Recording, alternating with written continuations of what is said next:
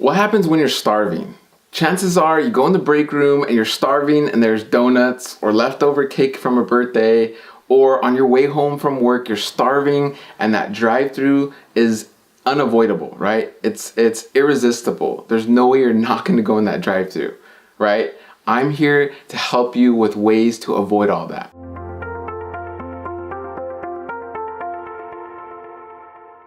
Hi everyone, my name is James Marin. I'm a holistic registered dietitian, environmental nutritionist, author, speaker, and diabetes expert.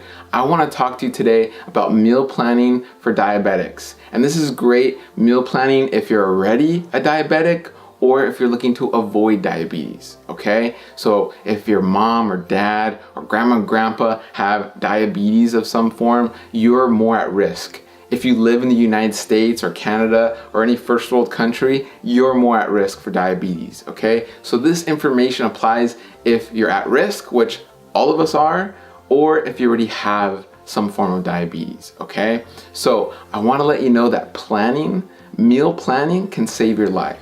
And before you click off this video or close it, I'm not saying that you have to become this chef and plan, all these Tupperwares of like 80 different meals like you see on Instagram or Facebook or you see on TV with these personal trainers, right? And they all have their chicken and broccoli and rice, chicken, broccoli and rice. No, that's not what I'm saying. What I'm saying is you can plan your meals whether you eat out all the time or whether you like to cook from home or frozen food or canned food, whatever the case is. Okay? Because again, I want to go through each of those options, right? So there's usually 4 options that I want to talk to you about planning your meal. Okay? The first one is, cooking from home, right? And so this can be batch cooking. This can be choosing a legume that you really like, whether it's lentils, so pick a lentil. Whether it's beans, pick a bean, chickpea, black bean, pinto bean, and make a big batch, right? For the week or half the week.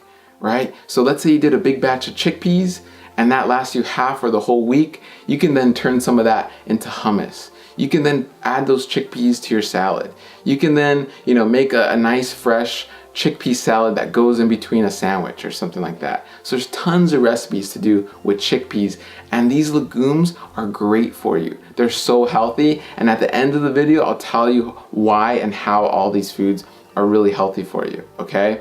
But I wanna just get into the fact that no matter what, okay, no matter, again, if you're eating out all the time, if you rely on frozen food, or if you do like to cook at home, you can plan your meals so that you're not starving, so that you don't get caught without anything to eat, and you're more likely to then make bad choices, right? So option number 2 is gonna be frozen. Right? So keeping healthy frozen foods is a great option. It's a great idea. Whether it's broccoli or okra or kale, or you're doing healthy frozen meals, which there are now, okay? So if you look at your frozen food, whether it's completely prepared, read the ingredients and try to look for no added sugar. Try and look for simple, ingredients that you would understand. Ingredients that are found in your kitchen that you would cook if you had time, okay? But if you're not getting a fully prepared meal, go for those great veggies or fruits that you can just keep frozen and pull out anytime, okay?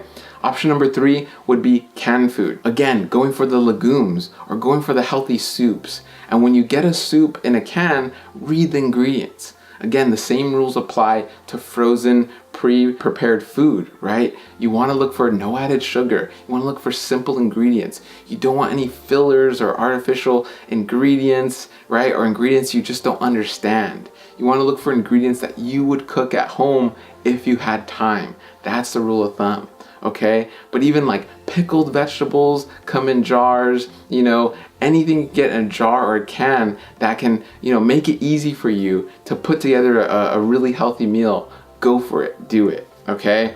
Option number 4 may surprise you, okay? Fast food. Yeah, you can get healthy options at fast food, okay? For the most part, many of the fast food chains out there are offering healthier options. An example would be, McDonald's, because I can't tell you how many of my patients say, in the morning, I love McDonald's breakfast. I'm in a hurry. I just stop at McDonald's. And especially now that they have coffee, and breakfast, it's boom, you go through the drive-thru and you're out. But chances are you're getting those unhealthy sandwiches, you're getting, unhealthy options that are only gonna make your diabetes worse or put you more at risk for diabetes. Okay, so this is the part where it comes into some discipline, right? Because you are at a fast food place, but that doesn't mean you have to eat fast food junk. Okay, McDonald's does offer oatmeal. McDonald's does offer healthy options, right? So you get some dried fruit with some oatmeal, okay? Or if it's lunchtime, instead of going to a Taco Bell and getting a cheesy, fatty, grilled or fried mess, what you're gonna do is maybe go to Chipotle, okay? And get a fresh, burrito bowl, right? Where you're gonna do lots of greens and you do a little bit of brown rice, lots of beans and guacamole and pico de gallo. So you're getting lots of fresh, healthy plant foods that are gonna give you tons of fiber and vitamins and minerals and phytonutrients that are gonna help to better manage your blood sugar. Okay, so no matter what, guys, again, if you're cooking at home, if you're relying on frozen food, if you're relying on canned food, if you're relying on fast food, you can make healthy options. You can plan, right, your food and where you're gonna go to help reduce your risk of diabetes, to help reverse some of your diabetes symptoms. Okay, so nowadays there's so many options, there's no excuse, right? And I'm not saying you're gonna be perfect. Okay, there are 7 days in the week. You're not going to be perfect all 7 days. Okay, the idea is that a majority of these days you want to be looking for healthy options. A majority of these days you want your food to give you the nutrition to help prevent diabetes, right? To help reverse your diabetes symptoms. And then, once or twice a week, there's a birthday, there's a get together, there's a holiday of some sort, you might slip up. And that's not to say that you failed completely, right? But it's to say that, hey, a majority of the week, I was really healthy. I was looking for healthy options. This really isn't a big deal. It's a big deal when it's reversed. If a majority of your week, you're making unhealthy options and only once or twice a week, you're doing something healthy, that's an issue. That's when you run into trouble. That's when your diabetes explodes and you have all these issues with your labs and you're getting complications and you're not feeling well. So the message today, guys, is to prepare. No matter where you are, no matter what you're doing, prepare. And on top of that, you can keep foods in your purse, in your backpack, in your car, so you're not tempted on the way home from work, on the way home from school, on the way home from wherever, right?